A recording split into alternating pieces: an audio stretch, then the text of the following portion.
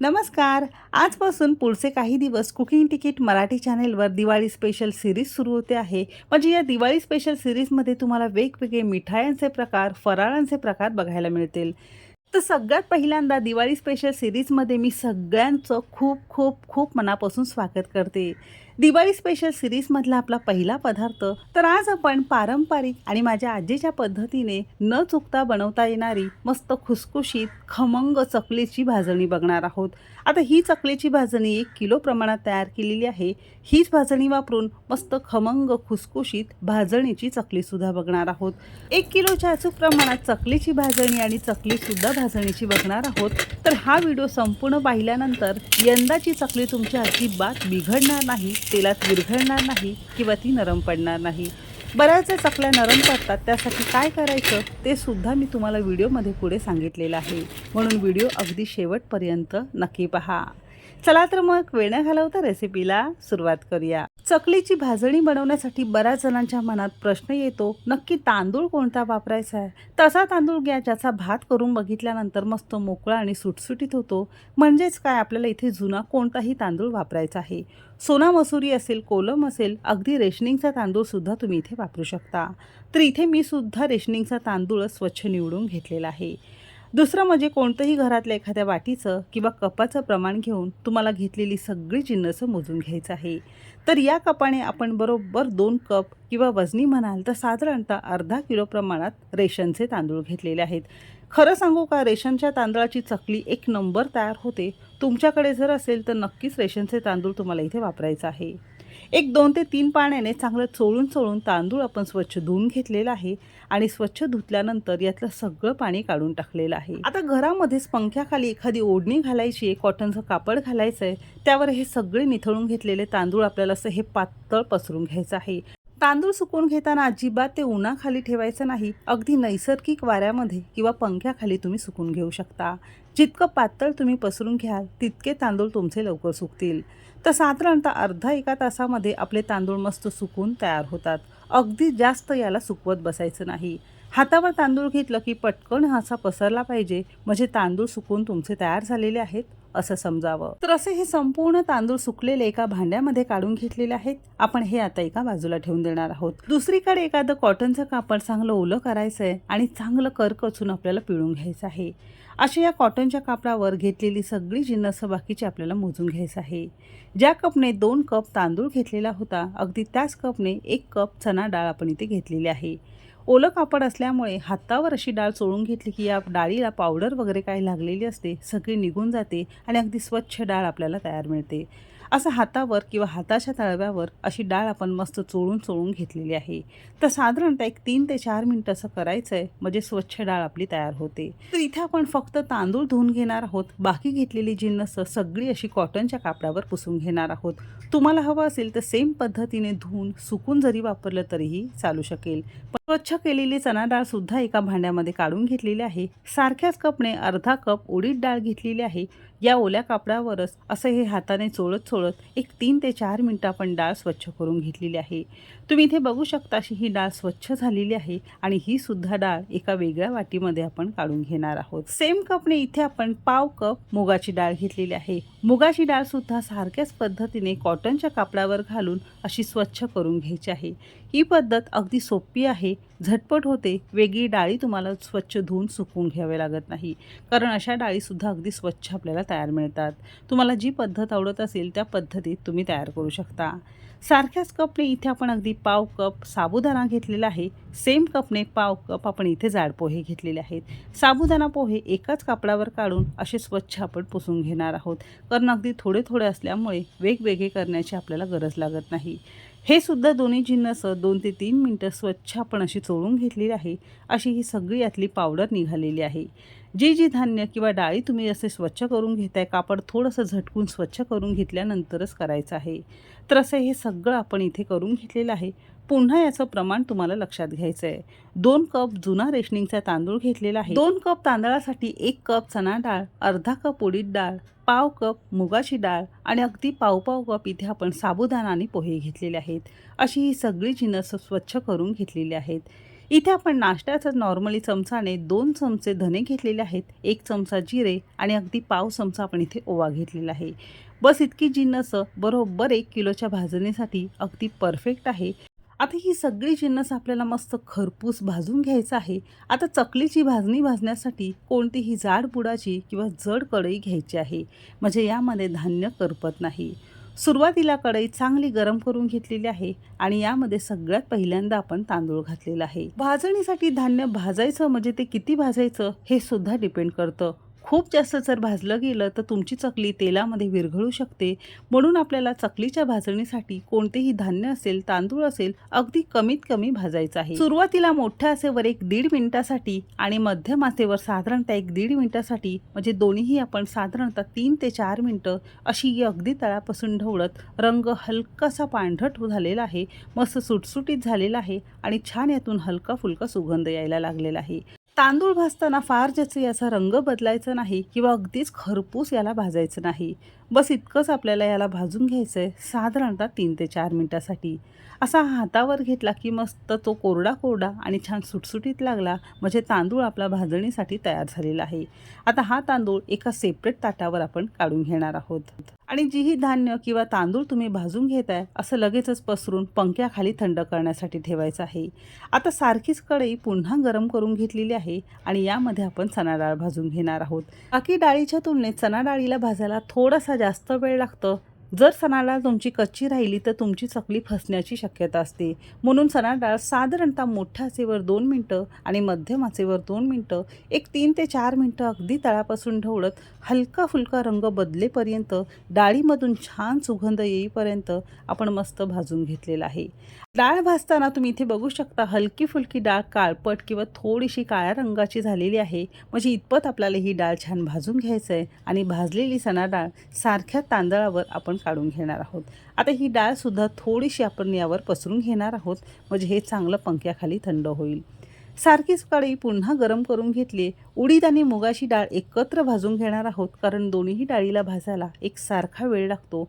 म्हणून साधारणतः 3 ते 4 मिनिटं मोठ्या आणि मध्यम आचेवर आपण ही अगदी तळापासून ढवळत छान सुगंध येईपर्यंत, हलकासा रंग बदलेपर्यंत कमीत कमी आपण ही छान भाजून घेतलेली आहे. डाळीचा रंग फार जास्त बदलायचा नाही, अगदीच जास्त खरपूस डाळी भाजायचं नाही. 3 ते 4 मिनिटं दोन्हीही डाळी भाजून झाल्यानंतर सारख्याच जिन्नसांवर काढून घेतलेला आहे. आता पुन्हा सेम कढई गरम करून घेतलेली आहे आणि यामध्ये आपण साबुदाणा आणि पोहे घेतलेले होते ते सुद्धा भाजून घेणार आहोत. याला साबुदाणा फार जास्त भाजायचं नाही आणि पोहे भाजायला अगदी कमीत कमी वेळ लागतो, म्हणून दोन्ही जिन्नस एकदम भाजून जरी घेतली तरीही चालू शकतील. तुम्ही इथे बघू शकता पोहे मस्त कुरकुरीत होईपर्यंत आपल्याला इथे भाजून घ्यायचं आहे. साधारणतः इथे 3 ते 4 मिनिटं झालेली आहेत. पोहे मस्त हलके फुलके कुरकुरीत झालेले आहेत, म्हणजे हे पोहे आणि साबुदाणा छान भाजून तयार झालेला आहे आणि हे सुद्धा आपण या जिन्नसांवर काढून घेणार आहोत.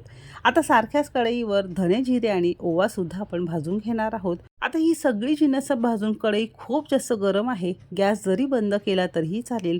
गरम कढईवर ही सगळी जिन्नस मस्त खरपूस भाजली जातात, म्हणजे ही करपतही नाही आणि मस्त भाजली सुद्धा गेलेली आहेत आणि सारख्याच जिन्नसांवर काढून घेतलेला आहे. चांगली सगळी जिन्नस एकजीव करून घेणार आहोत आणि संपूर्ण 1 तासभर याला आपण चांगलं थंड करून घेणार आहोत. संपूर्ण थंड झाल्याशिवाय अजिबात याचं दळण करायचं नाही, कारण गरम असताना दळायला दिलं तर हे नीट दळलं जाणार नाही. आता ही भाजणी आपल्याला फक्त घरघंटीवरच दळून आणायची, कारण चक्कीवर गव्हाचं पीठ, ज्वारीचं पीठ, बाजरीचं पीठ दळलं जातं. म्हणजे या सगळ्या भाकरीच्या आणि गव्हाच्या पिठावर जर ही भाजणी तुम्ही दळायला दिली तर अजिबात तुमची चकली परफेक्ट तयार होणार नाही, तुमची बिघडणार आणि 100% बिघडणार. म्हणून शक्यतो घरघंटीवरच आपल्याला ही दळायला द्यायची. आता तुमच्याकडे जर घरघंटीची सोयच नसेल तर थोडं थोडं थंड झालेली ही सगळी जिन्नस मिक्सरच्या भांड्याला लावायचं आहे.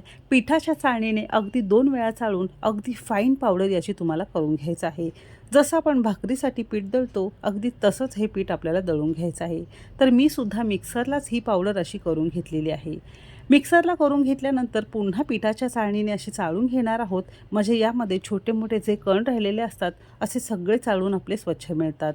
तर असं हे खूप साध्या सोप्या पद्धतीत घरच्या घरी तुमची चकलीची भाजणी तयार झालेली आहे. तर असं हे चाळून घेतलेलं पीठ म्हणजे तुमचं परफेक्ट असे 1 किलोच्या अचूक प्रमाणात अगदी पारंपरिक पद्धतीत चकलीची भाजणी तयार झालेली आहे. खुसखुशीत खमंग भाजणीची चकली बनवण्यासाठी याच कपने आपण इथे बरोबर 3 कप आणि वजनी म्हणाल तर साधारणतः अर्धा किलो प्रमाणात ही भाजणीचं पीठ घेतलंय. पीठ आपण कपाने थोडंसं दाबून घेतलंय म्हणून बरोबर इथे अर्धा किलो झालेलं आहे. आता ज्या कपने तुम्ही 3 कप पीठ घेताय अगदी त्याच कपने 3 कप पाणी तुम्हाला या कढईमध्ये काढून घ्यायचं आहे. म्हणजे जितकं तुमचं पीठ आहे तितकंच तुम्हाला पाणीसुद्धा घ्यायचं आहे. दोघांचं प्रमाण इक्वल असावं किंवा एकसारखं असावं म्हणजे अजिबात तुमची चकली बिघडणार नाही. तुम्ही इथे बघू शकता बरोबर 3 कप आपण इथे पाणी घेतलेलं आहे. तुम्ही जरी वाटीने घेताय तरी वाटीने तुम्हाला दोघांचं प्रमाण एकसारखं घ्यायचं आहे. 1 चमचाभर पांढरे तीळ घेतलेत, 1 चमचा आपण इथे तिखट घेतलेला आहे. चवीपुरतं फक्त मीठ घ्यायचं आहे आणि बरोबर 3 चमचे आपण यामध्ये तेल घालणार आहोत. घरातला नाश्त्याचा जो चमचा असतो म्हणजे एका कपाला 1 चमचा असे बरोबर 3 कपाला 3 चमचे आपण इथे कच्चं तेल घातलेलं आहे. शेंगदाणा, सोयाबीन जे तेल तुम्ही घरामध्ये खात आहात ते तेल तुम्हाला इथे वापरायचं आहे. तेलाचं प्रमाण जर जास्त झालं तर चकली तुमची बिघडण्याची शक्यता असते म्हणून कमीत कमी तेल आपल्याला घालायचं आहे. मोठ्या आचेवर मस्त पाण्याला उकळी आल्यानंतर पीठ घालायचं आहे आणि अगदी फटाफट आपल्याला हे पीठ पाण्यामध्ये चांगलं ढवळून घ्यायचं आहे. बरीच जण या पाण्यामध्ये थोडीशी हळदसुद्धा घालतात पण हळद घातल्यामुळे एकतर रंग खूप जास्त डार्क येतो आणि चकली तुमची नरम पडते. म्हणून चकलीच्या भाजणीसाठी अजिबात तुम्हाला पाण्यामध्ये हळद घालायची नाही. सगळं छान ढवळून घेतल्यानंतर गॅस बंद केलेला आहे. झाकण लावून 10 मिनिटासाठी आपण हे असंच ठेवलेलं आहे. लक्षात असू द्या झाकण ठेवण्यापूर्वी आपल्याला गॅस बंद करूनच हे झाकून ठेवायचं आहे नाहीतर पीठ करपण्याची शक्यता असते. एका मोठ्या परातीमध्ये सगळं पीठ काढून घेतलंय. आता हे पीठ गरम असतानाच आपल्याला मळायचं आहे म्हणून काय करायचं आहे तांब्याला थोडंसं आपण तेल लावून घेतलंय आणि गरम असतानाच तांब्याने पीठ आपण चांगलं मळून घेतलंय. असं केलं की काय होतं एकतर पीठ चांगलं मळलं जातं आणि पीठ गरम असल्यामुळे हाताला चटका लागण्याची सुद्धा तुम्हाला भीती राहत नाही. तर तांब्याने थोडंसं मळून घेतल्यानंतर व्यवस्थित कोमट झालेलं आहे. आता इतक्याच पाण्यामध्ये इतकंच पीठ आपण असं हाताने छान जोर लावून लावून असं मस्त भाकरीच्या पिठाप्रमाणे गुळगुळीत करून घेतलेलं आहे. पीठ मळताना अजिबात वेगळं पाणी वापरायचं नाही. पिठामध्ये जे पाणी घातलेलं आहे घेतलेलं सगळं परफेक्ट असल्यामुळे असं छान पीठ आपलं तयार झालेलं आहे. आता तुमच्याकडे जर वेळ असेल तर थोडा वेळ पीठ भिजत ठेवू शकता. मी अजिबात ठेवणार नाही. थोडंसं पिठाचं लांबट करून घेतलेलं आहे. ज्याही तुम्हाला सोऱ्यामध्ये चकली घालायची त्याला थोडंसं तेल लावून घ्यायचं आहे आणि असा हा घट्ट आपल्याला बंद करून घ्यायचा आहे. आणि जेही तुम्हाला पान घ्यायचे चकलीचं थोडंसं काटेरी घ्या म्हणजे तुमची मस्त काटेरी चकली तयार होईल. चकली घालताना शक्यतो असे हे छोटे छोटे घरामध्ये प्लेट्स असतात त्याला थोडंसं तेल लावून घ्या. नाही लावून घेतलं तरीही चालेल. यावर एकसारखी आपल्याला मस्त एका आकाराची छान चकली सोडता येते. चकली सोडताना अजिबात त्याचे तुकडे पडत नाही. अगदी एकसारखी छान सरसरीत अशी मस्त चकली तुम्हाला सोडताना दिसत असेल. म्हणजे आपलं पीठ जर परफेक्ट असेल घेतलेले जिन्नस जर परफेक्ट असतील तर तुमची चकली अशी मस्त एकसारखी एक सरीमध्ये छान पडली जाते. तुम्हाला जितकी लहान मोठी मध्यम आकाराची चकली लागत असेल त्यानुसार तुम्हाला यामध्ये चकल्या घालायचं आहे. नसेल छोट्या छोट्या प्लेट्समध्ये घालायचं तर मोठ्या ताटावर सुद्धा तुम्ही घालू शकता. पण छोट्या छोट्या प्लेट्समध्ये घातलं की तुम्हाला चकली उचलताना ती तुटत असेल म्हणजे असं फक्त हे प्लेट आपल्याला हातावर उलटी करून घेतली की चकली हातामध्ये तेलामध्ये सोडण्यासाठी तयार मिळते. म्हणून तुम्हाला ही स्टेप मी सांगितलेली आहे. बाकी तुम्ही असं मोठ्या मोठ्या ताटामध्ये जरी करून घेतली तरीही चालू शकेल. फक्त चकली घालताना छोटीशी काळजी घ्यायची. चकली घालताना असं शेवटचे जे टोक आहे असं चकलीला चिटकून ठेवायचं आहे म्हणजे ती बिलकुल उघडत नाही किंवा तेलामध्ये विरघळत नाही. तर इथे आपण सारख्याच पद्धतीने उरलेल्या काही चकल्या अशा मस्त करून घेतलेल्या आहे. जरी मोठ्या परातीवर ताटावर एक सारख्या तुम्ही चकल्या घातल्या आणि एका वेळेस जरी तळून घेतल्या तरीही चालू शकेल. चकली तळण्यासाठी एखाद्या लोखंडी कढईमध्ये मस्त कडकडीत धूर येईपर्यंत आपल्याला तेल गरम करून घ्यायचं आहे. पिठाचा एक गोळा घातला की पटकन तो काही सेकंदात वर आला की तुमचं हे तेल छान चकली तळण्यासाठी तयार झालेलं आहे. शक्यतो लोखंडीच कढईमध्ये चकली तळा म्हणजे यामध्ये अजिबात तुमची चकली विरघळण्याचे चान्सेस कमी असतात. आणि चकली घालताना पहिल्या बॅचमध्ये एकच चकली घालायची आहे. मोठ्या आचेवर 2 मिनटं आणि हलकीशी उकळी कमी झाली की बाजू आपण उलटून घेणार आहोत. अजिबात याला हात लावायचा नाही. सुरुवातीला मोठ्या आचेवर चकली तुम्ही इथे बघू शकता चांगले याला बुडबुडे येतात. जसजशी ही शिजत जाईल तसतसे बुडबुडे कमी होतात. बाजू उलटून घ्यायची आहे. मध्यम आचेवर दुसरी बाजू 2 मिनटं आपण छान तळून घेणार आहोत. आता दुसरी बॅच जेव्हा घालता ते एका वेळेस 3, 4, 5 जशी तुमची कढई लहान मोठी असेल तशा तुम्ही यामध्ये चकल्या घालू शकता. सुरुवातीला अजिबात हात लावायचा नाही. मोठ्या आचेवर 2 मिनिटं आणि हलक्या अशा बुडबुड्या अशा कमी झाल्या की गॅस आपल्याला मध्यम करायचा आहे आणि मध्यम आचेवर आपल्याला साधारणतः 3-4 मिनिटं म्हणजे यावरचे सगळे बुडबुडे जे आहेत ना ते अतिशय कमी झाले पाहिजे. म्हणजे चकली तुमची अगदी आतपर्यंत शिजलेली आहे, मस्त कुरकुरीत झालेली आहे असं समजावं. तुम्ही इथे बघू शकता बुडबुडे हलकेसे कमी झालेले आहेत. म्हणजे साधारणतः 2 ते 2.5 मिनिटं झालेली आहेत. चकली आपण उलटून घेतलेली आहे. आता गॅस मध्यम करायचा आहे आणि मध्यम आचेवर 2 ते 3 मिनिटं आपण ही मस्त हलक्याशा बदामी रंगावर तळून घेतलेली आहे. म्हणजे अगदी आतपर्यंत मस्त ही तळली गेलेली आहे.